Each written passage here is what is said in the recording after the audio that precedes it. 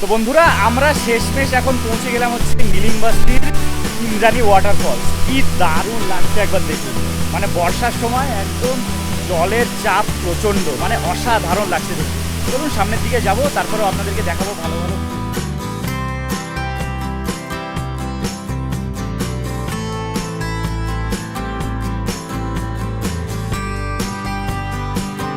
আমরা এখন দাঁড়িয়ে আছি হচ্ছে একটা কাঠের পুলে, মানে বাঁশ দিয়ে তৈরি করা।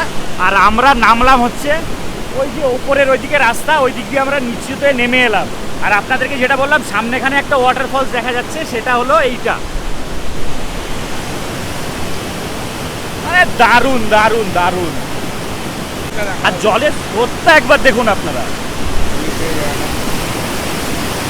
এখানটায় যদি কেউ পড়ে যায় কি অবস্থা হবে, যদি ফাট করে পড়ে যায় এখানটায়, কাছের ব্রিজ তো পড়ে যেতেই পারে, পড়ে গেলেই এক যা মাথা ফাটা ফেটে যাবে।